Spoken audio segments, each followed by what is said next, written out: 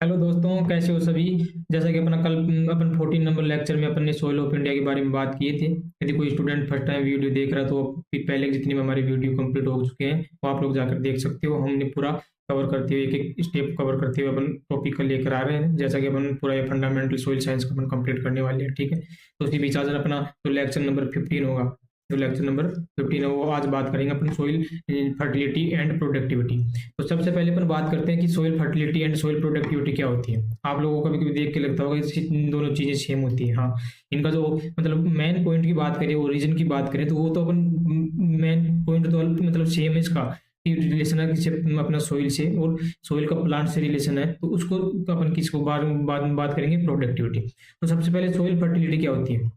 तो soil fertility का मतलब हो गया कि न्यूट्रिएंट्स जो सोइल के अंदर जितने न्यूट्रिएंट्स पाए जाते हैं वो न्यूट्रिएंट्स कितने प्लांट को सप्लाई हो रहा है, जो उसकी कैपेसिटी है, जिसकी सोइल की मतलब न्यूट्रिएंट्स प्रोवाइड करवाने की जो कैपेसिटी है किसको, क्रॉप्स को या प्लांट को, तो वो जो कैपेसिटी सोइल की है उसी को अपन क्या बोलते हैं, सोइल फर्टिलिटी। उसी के साथ जो सोइल प्रोडक्टिविटी होती है, सोइल प्रोडक्टिविटी का मतलब हो गया कि सोइल कितना अपने को प्रोडक्शन दे रही है, कितना अपने को उत्पादन दे रही है। उत्पादन किसके फॉर्म में देगी अपने को, क्रॉप के फॉर्म में देगी। अपन प्लांट ग्रो किए थे, प्लांट से अपने को जो भी अपने को उत्पादक या प्रोडक्ट अपने को प्रोवाइड हो रहा है, तो जो उसकी कैपेसिटी है, मतलब जितना वो अपने को प्रोडक्शन दे रही है जो क्रॉप के या प्लांट के, तो वो जो उसकी कैपेसिटी हुई उसको अपन क्या बोलेंगे यहाँ पर, सोइल फर्टिलिटी, वो प्रोडक्टिविटी। ठीक है, इतना याद हो गया कि सोइल फर्टिलिटी क्या है कि सप्लाई करने, न्यूट्रिएंट का सप्लाई करने की जो कैपेसिटी है सोइल की, वो होगी सोइल फर्टिलिटी।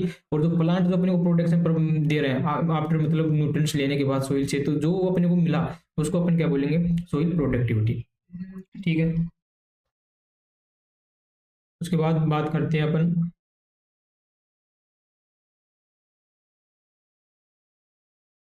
इसमें सोइल फर्टिलिटी। तो सोइल जो फर्टिलिटी होती है इनहेरेंट कैपेसिटी होती है, मतलब ये पूर्वजों के द्वारा मिली हुई जो चीज़ होती है, मतलब ये पहले से जिसके अंदर बेसिक मटेरियल जो इसका होता है, पेरेंट मटेरियल होते हैं, जो भी जिस टाइम सोइल का फॉर्मेशन हुआ था उस टाइम जो कैपेसिटीज की थी उसको इसके लिए बोलते हैं इनहेरेंट कैपेसिटी। और डिफिकल्ट टू चेंज, तो इसको चेंज करना बहुत डिफिकल्ट होता है। ठीक है, अपन कोई अलग से जैसे प्रॉब्लमेटिक सोइल में पढ़ेंगे, तो जैसे सोइल का प्रॉब्लम क्रिएट हुआ, अलग अलग टाइप की सोइल बनी, तो उसका कैसे रिकमेंडेशन कर सकते हैं अपन, तो उस हिसाब से रिकमेंडेशन करके अपन कुछ हद तक इसको चेंज कर सकते हैं, लेकिन कंप्लीटली अपनी फर्टिलिटी को चेंज नहीं कर सकते। ठीक है, उसी के साथ में जो सोइल है वो किससे डील करती है, प्लांट न्यूट्रिएंट से। जितनी प्लांट न्यूट्रिएंट की अपन बात करते हैं किसके अंदर, सोइल फर्टिलिटी के अंदर बात करते हैं। और क्रॉप प्रोडक्शन की बात करते हैं तो किसके रिलेशन में आ जाएगा, फिर वो सोइल प्रोडक्टिविटी की भी। नेक्स्ट बात करते हैं इसके फैक्टर, मतलब कौन कौन से फैक्टर होते हैं जो सोइल को क्या करते हैं, इफेक्ट करते हैं। तो सोइल फर्टिलिटी की बात करें तो इसमें दो फैक्टर आते हैं। एक होता है नेचुरल फैक्टर, जो अपने नेचुरली जो इसको इफेक्ट करते हैं, उस फैक्टर के बारे में बात करेंगे। उसके बाद बात करेंगे इसमें आर्टिफिशियल फैक्टर। आर्टिफिशियल मतलब ह्यूमन का इन्वॉल्व होने के बाद कैसे अपन सोइल फर्टिलिटी पे कुछ इफेक्ट डाल सकते हैं, तो उसकी बात करेंगे आर्टिफिशियल में। जिसमें नेचुरल में अपन इसमें बात करेंगे जो पेरेंट मटेरियल हो गया, टोपोग्राफी हो गया, उसके साथ में क्लाइमेट, सोइल की एज में भी अपन बात करेंगे, depth of the soil profile, and बात करेंगे फिजिकल कंडीशन ऑफ सोइल। उसके बाद सोइल इरोजन। सेवन फैक्टर है जो नेचुरली फैक्टर अपने को सोइल प्रोडक्टिविटी को क्या करते हैं, इफेक्ट करते हैं। ठीक है,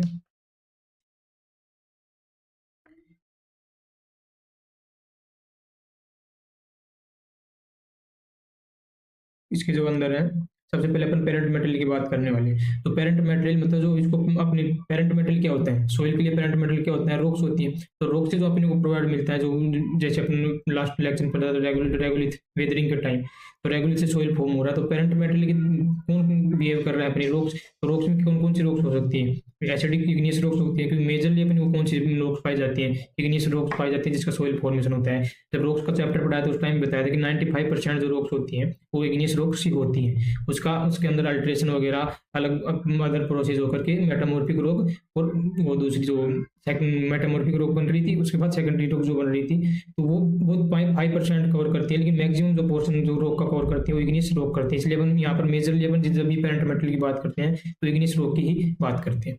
तो एसिडिक जो इग्नियस रॉक होती है वहाँ जैसे पहले भी मैंने बताया कि एसिडिक इग्नियस रॉक होती है, उसमें सिलिकॉन ज़्यादा होता है।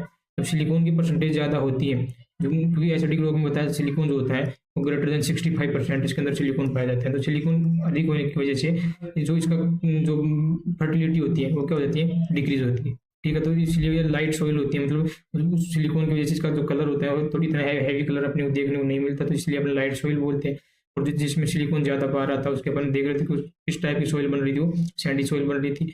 और जो अपने जो बेसिक रॉक्स थे जैसे बेसाल्ट वगैरह आ रहे थे उससे जो सोइल फॉर्म होती है उसको अपन हेवी सोइल के नाम से जानते थे, और उससे जो सोइल फॉर्म होती है उसको बोलते हैं क्ले सोइल।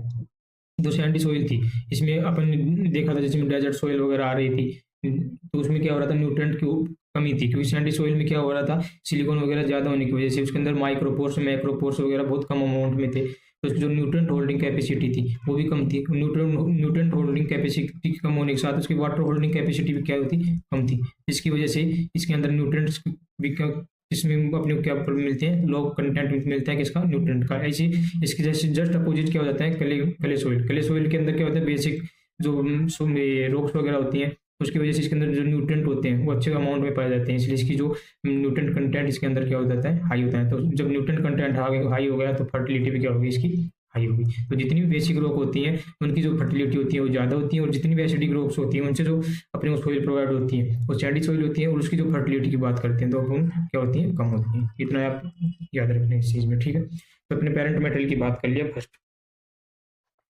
सेकंड बात करते हैं टोपोग्राफी। अब टोपोग्राफी का कैसे इफेक्ट पड़ता है वो देखते हैं। टोपोग्राफी दो टाइप की हो सकती है, मतलब या तो स्लोप अपने को स्लोप मिले, जैसे कोई भी माउंटेन हिली एरिया होती है, या फिर जैसे नॉर्थ इंडिया के अंदर जाते हैं तो वहाँ पर माउंटेन हिली एरिया मिलता है। तो इन माउंटेन हिली एरिया में क्या होता है, सोइल यहाँ पर स्टे नहीं कर पाती ज़्यादा टाइम तक, जब रुकेगी नहीं तो सीधी सी बात है उसका डिकम्पोजिशन प्रॉपर नहीं होगा।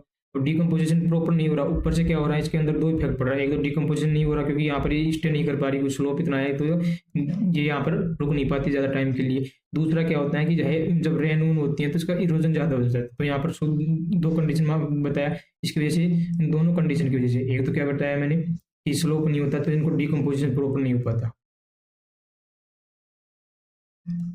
डिकम्पोजिशन नहीं होता, उसी के साथ डिकम्पोजिशन नहीं होता, उसी के साथ क्या होता है, जो सोइल इरोजन है वो वहाँ पर इसको यहाँ पर क्या अपने को देखने को क्या मिलता है, ज़्यादा, तो सोइल इरोजन भी ज़्यादा मिलता है। तो इन दोनों की वजह से क्या हो जाता है, यहाँ पर जो फर्टिलिटी होती है अपनी सोइल की वो कम हो जाती है। मतलब इसके अंदर जो न्यूट्रेंट मिलेंगे अपने को, न्यूट्रेंट क्या मिलेंगे, कम अमाउंट में मिलेंगे। जब न्यूट्रेंट कम अमाउंट में है तो सीधी सी बात है क्या हो जाएगी, फर्टिलिटी कम हो जाएगी।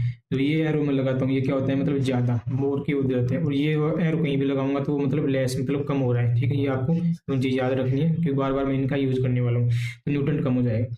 नेक्स्ट बात करते हैं ऑन लैंड स्लोप, मतलब सीधा स्लोप है, यहाँ पर सोइल पड़ी है, तो यहाँ पर पड़ी है तो लॉन्ग टाइम तक यदि सोइल यहाँ पर स्टे की हुई है तो सीधी सी बात उसको अच्छे से माइक्रोब्स वगैरह क्या करेंगे, अच्छे से डिकम्पोज करेंगे। डिकम्पोज के साथ साथ ही क्योंकि प्लेन एरिया है तो यहाँ पर क्या होगा, सोइल इरोजन भी कम होगा। तो सेम दो चीज़ें यहाँ पर फैक्टर काम कर रहे हैं। एक तो कौन सा फैक्टर का काम कर रहा है, सोइल इरोजन, क्योंकि सोइल का इरोजन कम हो रहा है तो बेसिकली सोइल यहाँ पर अच्छे से, मतलब इरोजन नहीं तो इसकी फर्टिलिटी का कोई न्यूट्रेंट वगैरह का किसी प्रकार का लॉस नहीं होगा। तो लॉस नहीं होगा तो क्या हो जाएगा, इसके अंदर न्यूट्रेंट के अमाउंट क्या होगा, ज़्यादा होगा।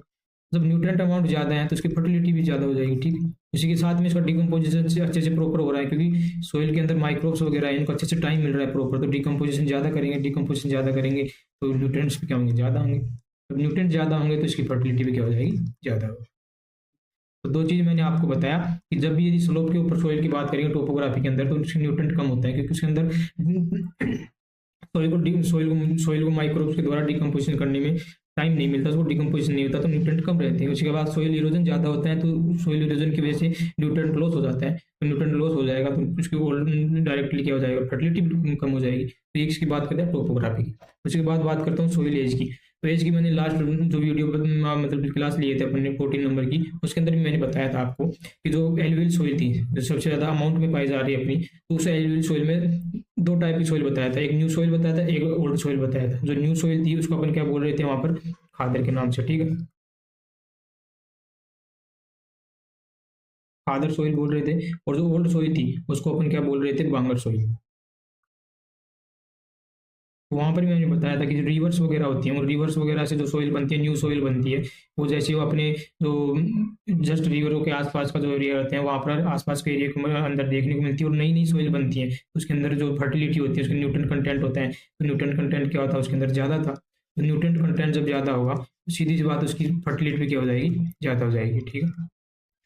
वैसे ही बांगर सोइल थी, मतलब ओल्ड सोइल थी बहुत, तो इसके अंदर न्यूट्रेंट जो थे वो बहुत कम अमाउंट में पाए जाते थे क्योंकि इसका बहुत ज़्यादा यूज वगैरह हो जाता था, लॉन्ग टाइम तक अपने को देखने को मिलती थी, इसलिए जो फर्टिलिटी थी इसकी क्या की कम। ये लास्ट लेक्चर में आपको मैंने वहाँ पर जब सोइल पढ़ाया था एलुवियल सोइल, तो ये दोनों टाइप किसके हैं, एलुवियल सोइल के टाइप वहाँ पर आपको बताया था, ठीक। अब नेक्स्ट जब नंबर की अपन बात करते हैं 4 नंबर का, वो है क्लाइमेट। क्लाइमेट की बात करें तो क्लाइमेट में दो कंडीशन देखने को मिल सकती है अपने को। कहीं तो क्या हो, हैवी रेनफॉल होगी। हैवी रेनफॉल होगी तो वहाँ पर अपने को दो चीज़ें देखनी पड़ेंगी। वहाँ पर अपने को एक तो वाटर लो कंडीशन देखने को मिल सकती है, ठीक है। वाटर लो कंडीशन देखने को मिल सकती है, उसी के साथ अपने को क्या देखने को मिलेगा, वहाँ पर हैवी रोल होगा तो लीचिंग ज़्यादा होगी। तो लीचिंग ज़्यादा होगी तो जो न्यूट्रेंट होता है, न्यूट्रेंट का लॉस लीचिंग लॉस से ज़्यादा हो जाएगा।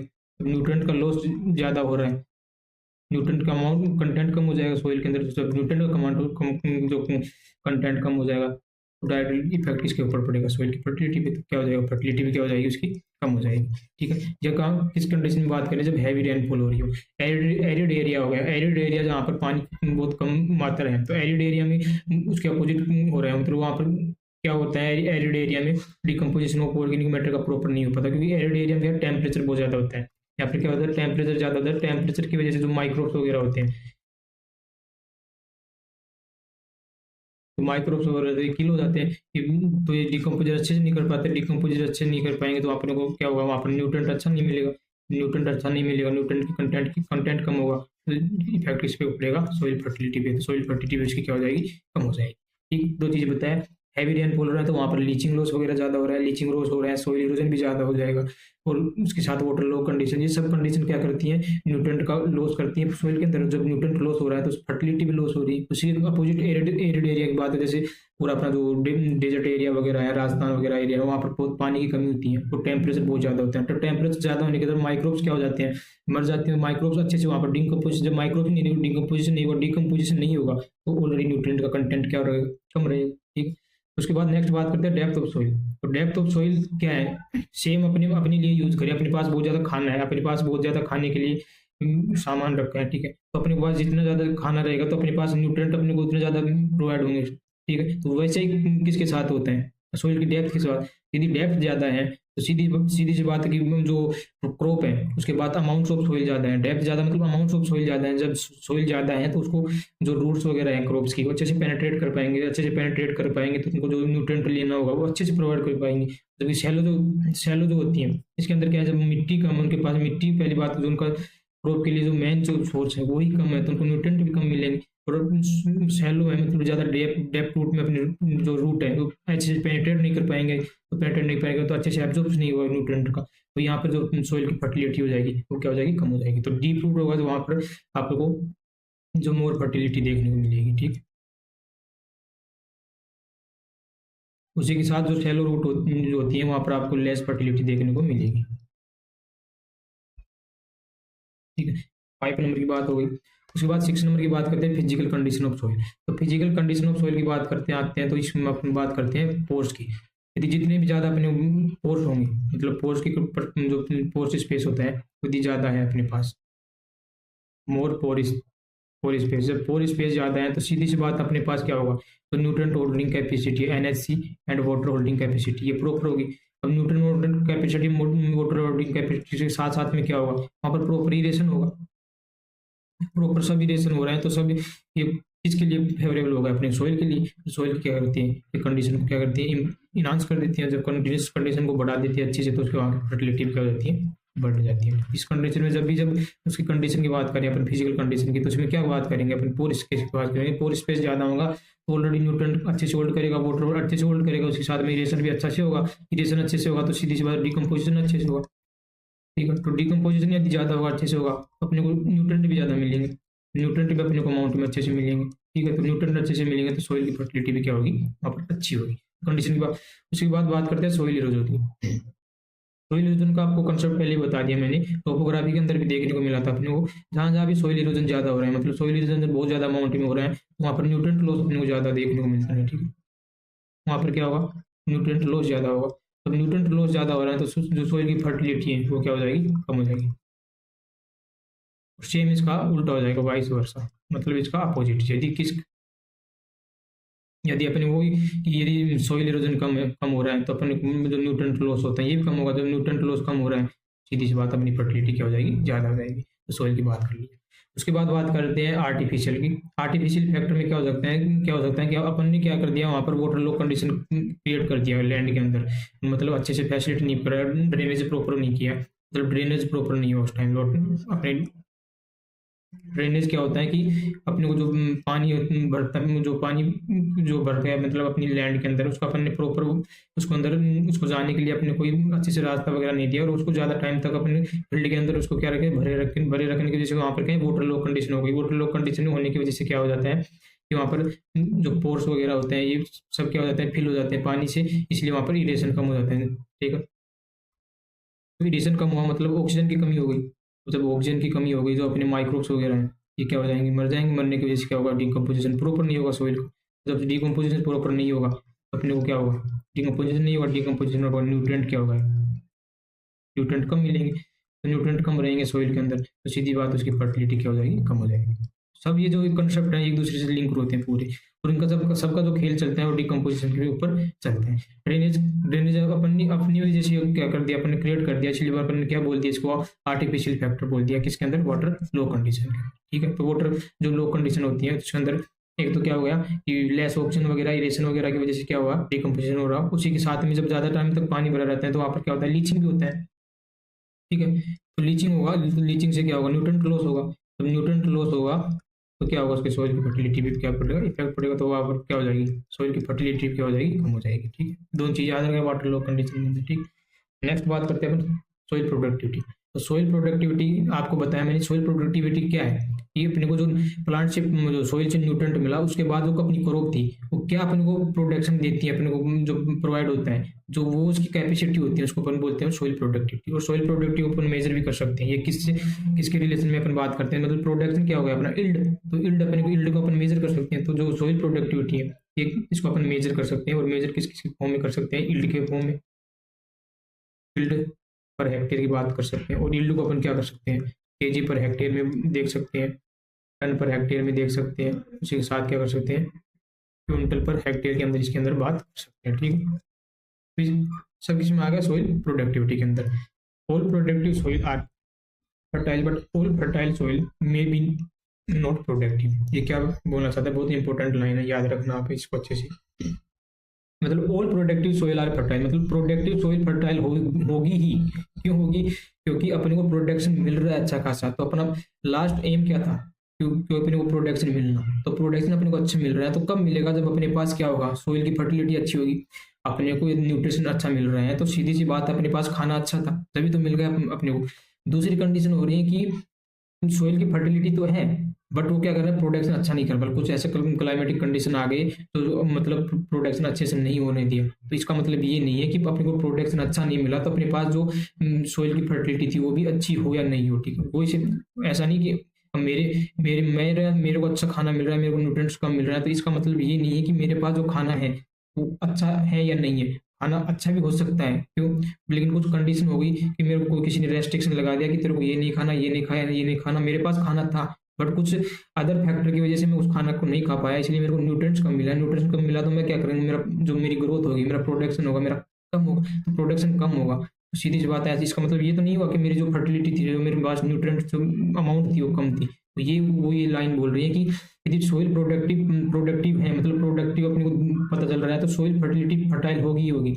लेकिन ऑल जो फर्टाइल सोइल है ऐसा कंडीशन नहीं है कि वो क्या करे, प्रोडक्शन अच्छा है, क्योंकि कुछ क्लाइमेटिक कंडीशन ऐसी हो सकती है सोइल में। जैसे प्रोब्लेमेटिक सोइल पर अपन पढ़ेंगे तो प्रोब्लेमेटिक सोइल में सैलाइन कंडीशन वगैरह आ जाती है, तो उसकी वजह से अपना जो प्लांट होता है वो न्यूट्रिएंट अपटेक नहीं कर पाता। जब न्यूट्रिएंट अपटेक अच्छे से नहीं कर पाएगा तो प्रोडक्शन नहीं दे पाएगा। तो वहाँ पर कंडीशन पे सोइल फर्टाइल हो सकती है, लेकिन उसमें कंडीशन कौन सी आ गई, सैलाइन कंडीशन आ गई, जिसकी वजह से अपने को प्रोडक्शन अच्छे से नहीं मिल रहा। ठीक है, वो सेकंड लाइन वही बोलना चाह रहे हैं कि all fertile soil may not be productive. तो प्रोडक्टिव नहीं भी हो सकती, क्योंकि उसके अंदर क्या कंडीशन हो गई, ऐसे सैलाइन वाली कंडीशन हो गई, इसलिए वो फर्टाइल तो है बट वो प्रोडक्शन अच्छा सा नहीं दे पा रही। ठीक है, नेक्स्ट बात है फैक्टरी तो सोइल फर्टिलिटी को इफेक्ट करेगी। एनवायरमेंटल क्लाइमेटिक कंडीशन बिल्कुल करेगी, जैसे कोई बाढ़ वगैरह आ गया या और अदर जो क्लाइमेटिक फैक्टर आ गए जो अपने क्रॉप्स को इफेक्ट किए, तो वो इसको इफेक्ट करेंगे। उसके बाद लोकेशन ऑफ सोइल, बिल्कुल लोकेशन ऑफ सोइल करेगी। हिली एरिया है, अपना प्लेन एरिया है, और जो अपना कोस्टल एरिया है, तो वहाँ पर अलग अलग अपने को जब सोइल फर्टिलिटी देखनी पड़ती है तो वहाँ पर प्रोडक्टिविटी अपने को लोग देखनी पड़ती है, क्योंकि लोकेशन ऑफ सोइल डिपेंड भी करती है, इसको क्लाइमेट के ऊपर भी डिपेंड करती है वहाँ पर। उसके बाद डिमांड ऑफ प्रोडक्टिविटी भी डिपेंड करेगी, उसके बाद ट्रांसपोर्ट फैसिलिटी के ऊपर भी डिपेंड करेगी। ये सब इसके अंदर फैक्टर आते हैं। उसके बाद बात करते हैं अपन इसके अंदर डिफरेंस की बात करते हैं। तो जो सोइल फर्टिलिटी है, सॉइल फर्टिलिटी पहले बताया था मैं, क्या है कि consider has a index of available nutrient of plant. तो मतलब न्यूट्रिएंट के लिए, मतलब प्लांट के लिए जो अवेलेबल जो इंडेक्स होती है वो कौन सी होती है, सॉइल फर्टिलिटी। मतलब अपने क्या बात की थी, न्यूट्रिएंट की अमाउंट है किसके अंदर, सॉइल के अंदर, जो सप्लाई कर रहे हैं किसको, प्लांट को, तो वही जो टर्म्स उसके लिए यूज करते हैं वो किसके, सॉइल फर्टिलिटी के अंदर।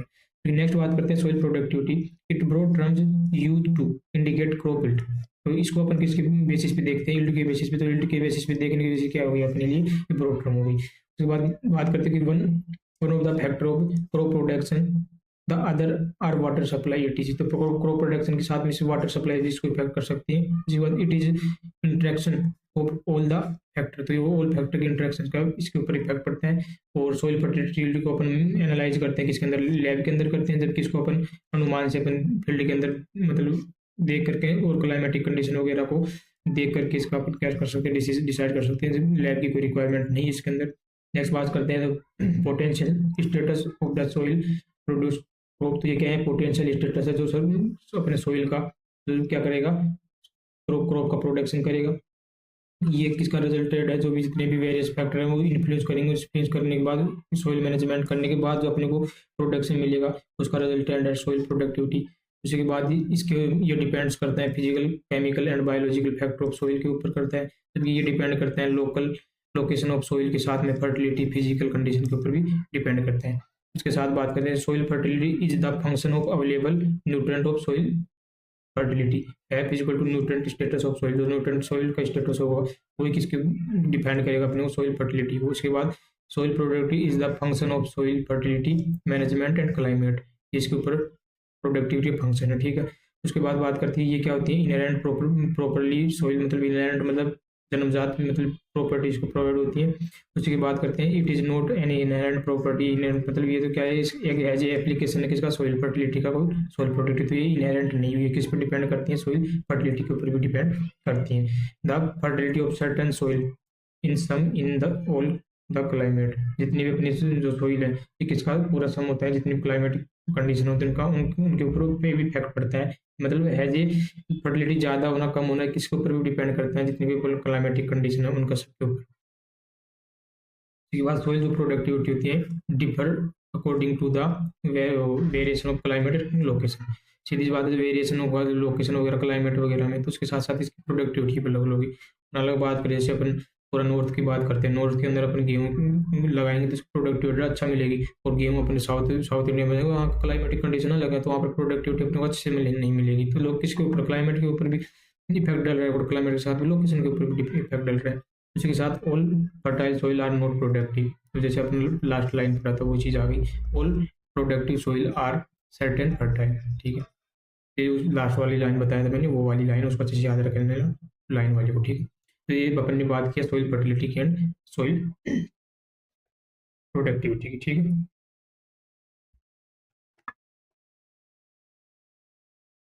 इतनी बात होगी, ये अपना लेक्चर नंबर 15 कंप्लीट हो गया, ठीक है। और जितनी भी अपने कोई स्टूडेंट आप एग्रीकल्चर से रिलेटेड स्टूडेंट है तो उनको आप ज़्यादा से ज़्यादा शेयर कीजिए तो उनको भी इफेक्ट हो।